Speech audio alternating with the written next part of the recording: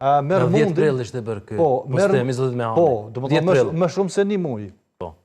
Merr mundin dhe ta atakon apo ta godet në atë mënyrë në një lokal ku nuk ka pas asnjë komunikim përpos. Me çfarë po thonë që ka goditur zoti Lushtaku, zotin Mehani, me çfarë ka goditur? Fillimisht çfarë i tha zoti Mehani juve? Fillimisht e ka godit me telefon e ka godit kështu. Me telefon në kokë. Në kokë, edhe me pastaj edhe me një gotë, por në tentim pastaj që qohet në kombë zoti Mehani, aty kanë pasu pastaj goditje të tjera nga njerëz të tjerë për rreth zotit Lushtaku. Por kjo është ajo çka di e çka mund të flas, edhe nga deklaratat që janë identike të gjithëve që kanë qenë aty pra si dëshmitar.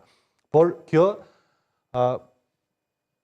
jam shumë i bindur që do të vërtetohet e kanë me vërtetu organet e shtetit, pra prokuroria, edhe nga pamjet filmike që janë pra të atij lokali që janë në duart e tyre. Pra ato pamje duhet të administru me kujdes edhe me profesionalizëm, dhe unë besoj që këtu nuk mund të flitet për një lëndim të lehtë trupor, po lëndim i rënd trupor, për shkak se zoti Mehani ka qenë i shtrirë sot në spital. Si e kishte gjendjen? Kemi parë edhe deklarimin e spitalit, por jo personalisht. Në gjendje jo të mirë, në momentin që kam vizitu, ai ka qenë i shtrirë duke marrë medikamente, edhe qetësuese, por edhe kundra dhimbje, por ka pas vazhdimisht, edhe sa kam qenë aty, ka pas ndjenjen e të vjellët, pra edhe ka vjellë, pra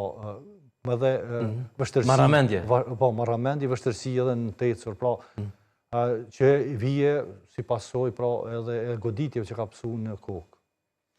Prokuroria themelore e Mitrovicës ka njoftuar se 2 persona janë ndaluar, janë arrestuar dhe janë ndërguar në mbajtje për 48 orë, por sipas prokurorisë, Sami Lushtaku nuk i është përgjigjur ftesës për intervistë. Si e shihni edhe